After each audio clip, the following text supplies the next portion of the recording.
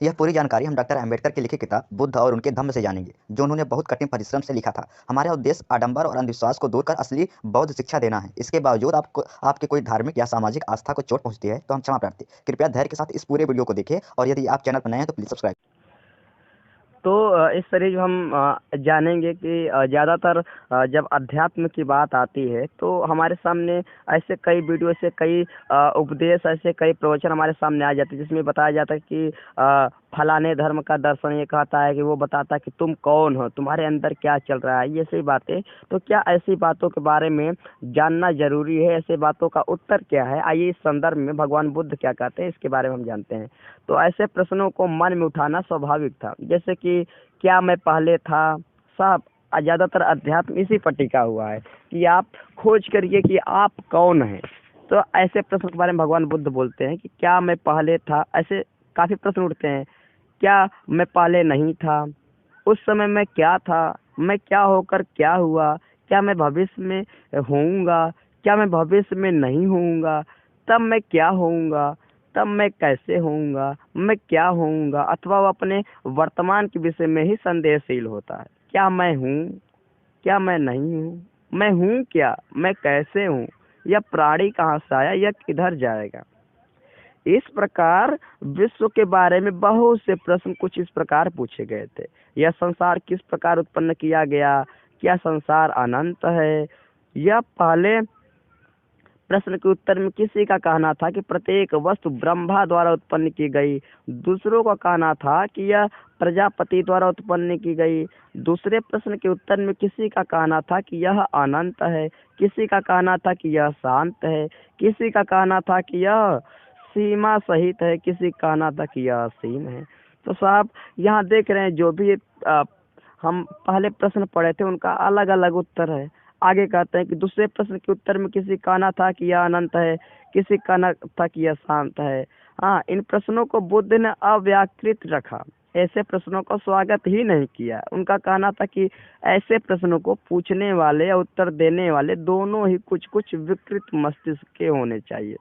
साहब, भगवान बुद्ध यहाँ पे बहुत ही मजाकिया अंदाज में बोलते हैं कि जो भी ऐसे प्रश्न करता है कि मैं कौन हूँ, साहब इन सभी प्रश्नों का जवाब विज्ञान ने पहले ही दे दिया है कि जो मानव सभ्यता है या जो मानव का विकास है, जो शारीरिक विकास है, उसका क्रम क्या है, उसका मनुष्य का विकास कैसे कैसे हुआ है।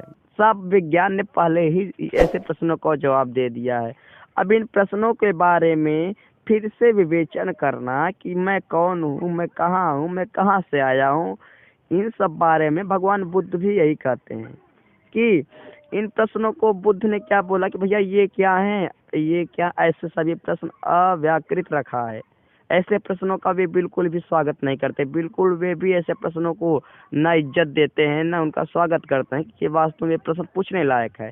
उनका कहना था कि ऐसे प्रश्नों को पूछने वाले और उत्तर देने वाले दोनों ही कुछ विकृत मस्तिष्क के होने चाहिए। यानी ऐसे जो भी प्रश्न करता है या ऐसे जो भी प्रश्नों का जवाब देता है, कहीं न कहीं उनका दिमाग क्या है, खराब है। उनका दिमाग क्या है, खराब है। यानी कहीं न कहीं वो पागल है जो ऐसे प्रश्नों का जवाब ढूंढते हैं। इन प्रश्नों के उत्तर देने व न दे सकने का मतलब होगा कि आदमी को सर्वज्ञ होना चाहिए, जो कि कोई होता ही नहीं। और साहब, ऐसे प्रश्न जब कोई पूछता है तो आदमी यही बोलता है कि जो ऐसे प्रश्न को जवाब दे देगा वो क्या होगा, सर्वज्ञ होगा, यानी उसको सब कुछ पता रहेगा। लेकिन भगवान बुद्ध कहते हैं कि बाकी ऐसा कोई व्यक्ति ही नहीं जिसको सब कुछ पता हो। भगवान बुद्ध क्या कहते हैं कि ऐसा कोई व्यक्ति ही नहीं है जो सब कुछ पता है। उनका कहना था कि वह ऐसे सर्वज्ञ नहीं है कि इस तरह के प्रश्नों का उत्तर दे। वे ये कहते, भाई मुझे ऐसा सर्वज्ञ मत मानो कि मैं ऐसे फालतू प्रश्नों का उत्तर दूं। कोई भी यह दावा नहीं कर सकता कि जो कुछ हम जानना चाहते हैं वह सब कुछ जानता है। और न कोई यही दावा कर सकता है कि किसी भी समय जो कुछ हम जानना चाहते हैं वह किसी को हर समय ज्ञात रहता है। हमेशा कुछ न कुछ अज्ञात रहता ही है। भगवान बुद्ध कहते हैं कि वे खुद को भी कभी सर्वज्ञ नहीं माने कि उन्हें सब कुछ पता है। वे कहते हैं कि हो सकता है कि हम किसी समय पे कोई बात नहीं जानते हैं, हो सकता है हम बाद में जान लें। हाँ, हो सकता है। तो वे कभी भी ना खुद को ना किसी को भी वे सर्वज्ञ माना कि इनको सब कुछ पता है। ठीक।